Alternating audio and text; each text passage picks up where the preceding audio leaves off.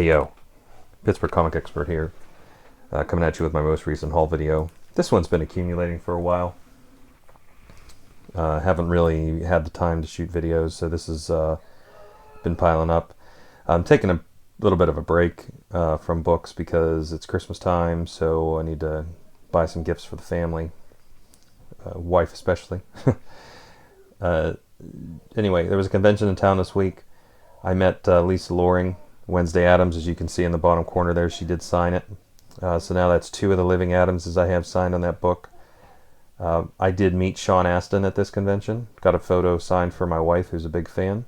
And because he's so cool and open and outgoing with his fans, I was able to ask him how I go about getting his father's signature. And he said he manages his energy well for being 85, and I would be he may surprise me at some point. So I'm wondering if he's telling me that he might be coming to Pittsburgh. That would be really cool if he did. You know, I know he's getting up there in age, but hey, if he's still going, cool. Anyway, I'll get back to the convention here in a minute. I wasn't really pleased with Lisa Loring. Like, I met her, wasn't really too impressed. She was nice on the surface, and then as soon as I handed her this to sign, and I had my $25 in my hand, because that's what she advertised. At least that's what the con advertised. She told me $50 because it's a collector's item. Whatever. I paid $6 for this comic. So now I've got $20 in Felix Silla's autograph. I've got $50 in hers. So I've officially overpaid for this book. But hey, the experience is what matters. So anyway, what would be really cool is if Butch Patrick and John Astin showed up at the same con. Then I could just get rid of my little treasure quest here and get both of them to sign my my books, Monster World 2 and 9 respectively, and be done with it. So anyway, I'll come back to the convention hall in a minute. I didn't really have much of a convention hall, if you can believe that. Again, it's Christmas time, so local shop, We Can Never Go Home number 5. Apparently that's the last issue for a while. Shop owner, or the guy at the shop, said that I told him to keep it on my list because I did skim through it and I noticed, I didn't read it yet, but it says it will be back in 2016. I got caught up on Outcast, so that's 10, 11, 12, and 13. I'm not going to let another Kirkman series go. Like, you know, Walking Dead came out when I wasn't collecting books and I missed out on the early issues, so now that Outcast is going to be a TV show, and it's a pretty twisted one too from what I understand, at least if it's going to be like the comic, I want to be in on that boat early. Alright, picked up my recent Walking Dead 148. A couple of interesting ones here. I'm a huge fan of the Jim Henson stuff, so I did pick up, I see that there's a Jim Henson book, Jim Henson Storyteller, the Tale 1 of Dragons? Or Tale 1 of 4 Dragons is what it's called.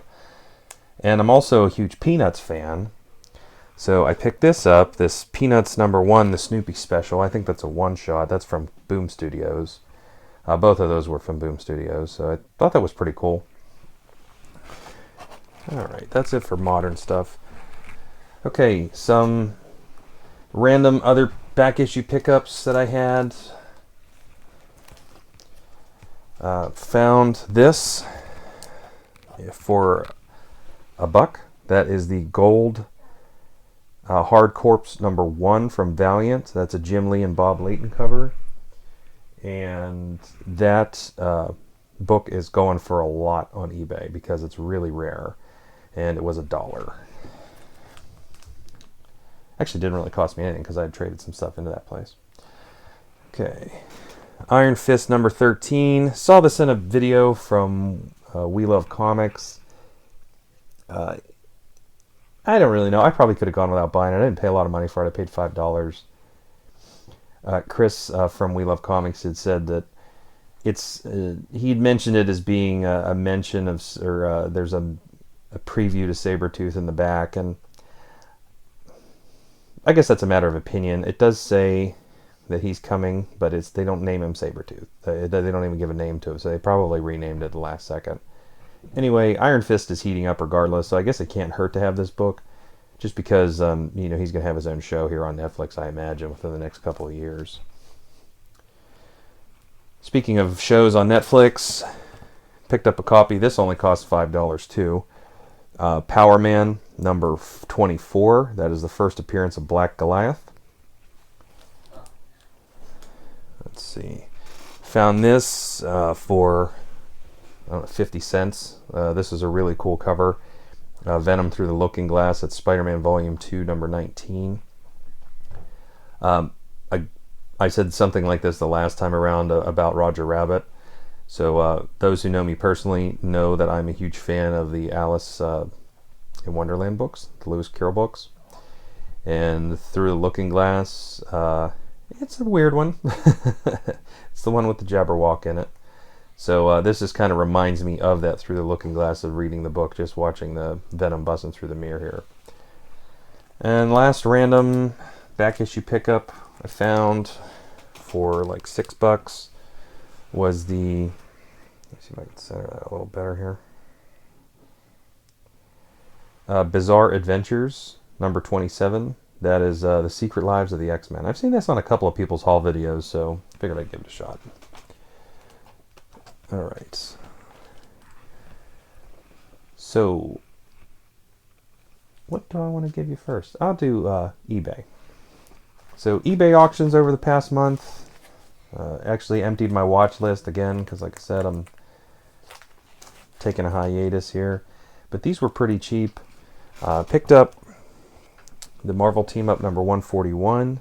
That's like the first appearance of the Spider-Man black costume and continuity. That and 252, Spider-Man 252.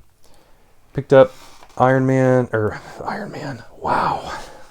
Power Man and Iron Fist, number 50. I think that's the first title change for that book since they became a duo. That's heating up right now, too. All right, picked up some Ghost Riders. Well, first, let me just get this out of the way. This is a pretty hot key. And I showed one already, but it was missing the stamp and it was beat. This one's in much better shape. Marvel Premiere number 15, first appearance of Iron Fist. I've been looking for this book for a long time, and I'm actually glad. That's probably a 4.5 to 5.0, which is an acceptable grade for me not to upgrade. I have bought books that were crunchy, as Detroit Madman would say, and sat on them and then upgraded them eventually, but I'm okay at a 4.5. I mean, of keeping it because these are, you know, I don't need. If I have one at a 4.5, I don't feel like I need to upgrade it anytime soon. If I find one at a great price, you know, I'll take care of it. But you know, in essence, I'm not going to sit and dwell on it and try to, you know, upgrade it faster than I should. All right, picked up some Ghost Riders. Number 5. That was the dog. My dog is going crazy. Number 4. Love the artwork on these. Number 3. You guys know where I'm going with this. Going backwards. Number 2. And Ghost Rider number 1.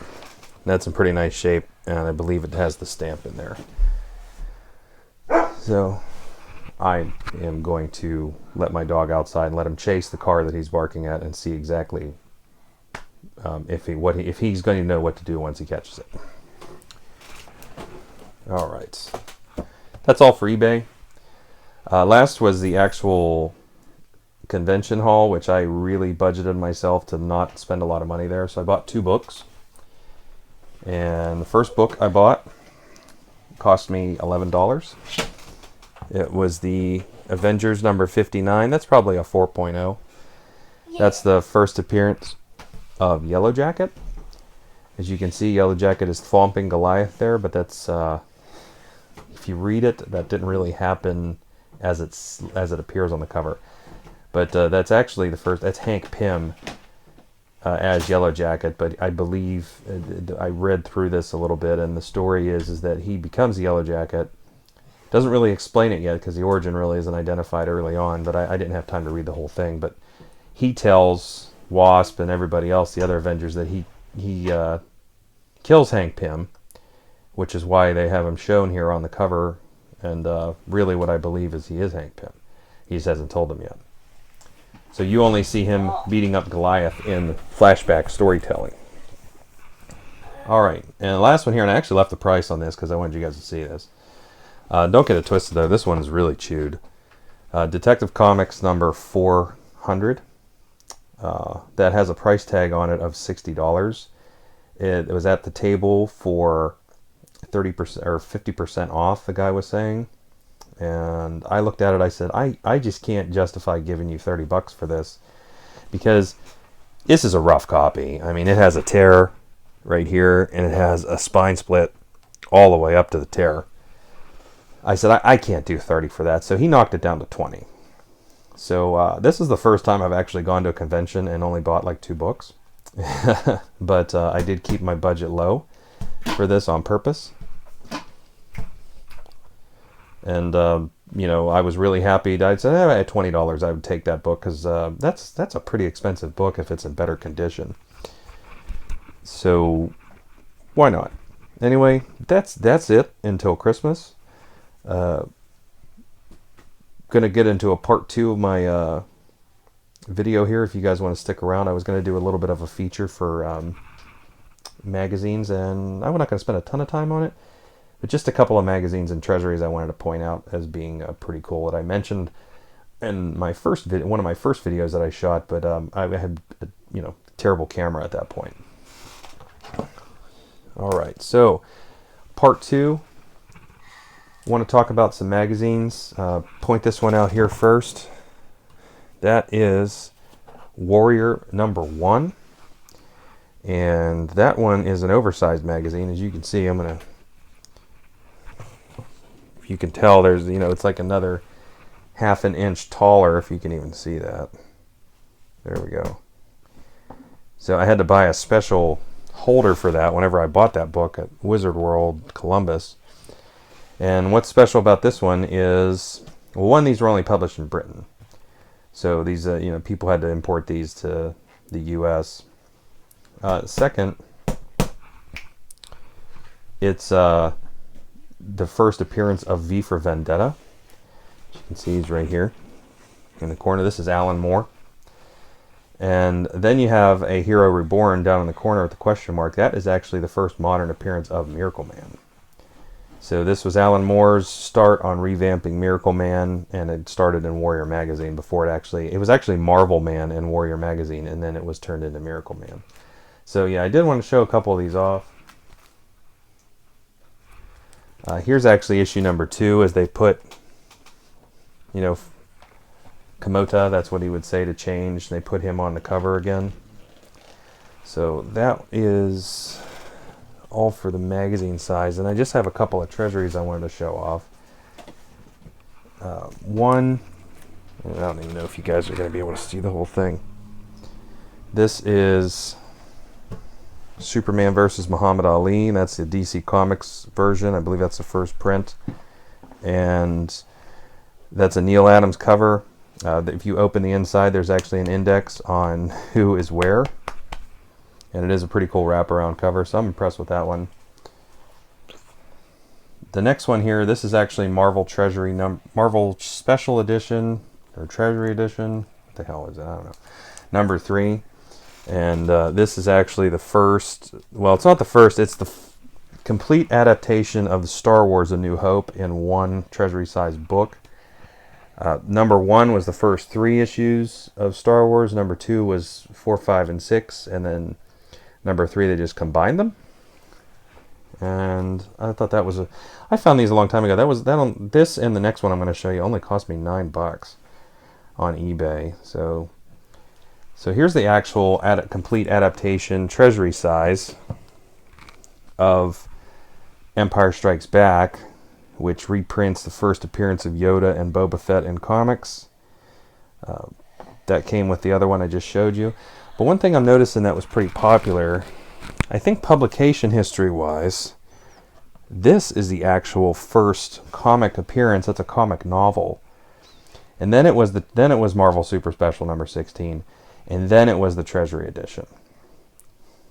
Because I've seen this Empire Strikes Back Marvel Comics version novel going for a lot of money at conventions. So anyway, put that aside. Next couple of cool ones I have. This is the Whitman version of Close Encounters of the Third Kind. That's the comic adaptation of that movie. Pretty cool stuff. I have the magazine size too, but I just really like these treasuries. I like the feel of reading like a giant newspaper size comic. And the last one here is that I'm going to show you is one of Kirby's. This is a Kirby classic, and it may have some significance here down the road. This is 2001: A Space Odyssey. That's the full 10 books. And this one here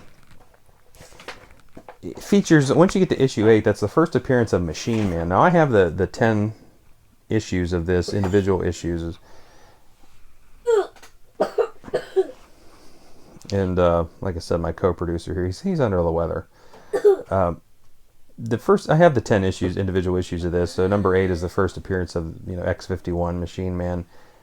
If they're doing the Civil War thing, and then the post-Civil War thing was the Initiative, and I know X-51 was involved in the Initiative, this may be significant because they might try to introduce Machine Man into the Marvel Cinematic Universe. It's a stretch, I know, but it can't. I mean, it's always a popular book to have, regardless, because it's Jack Kirby.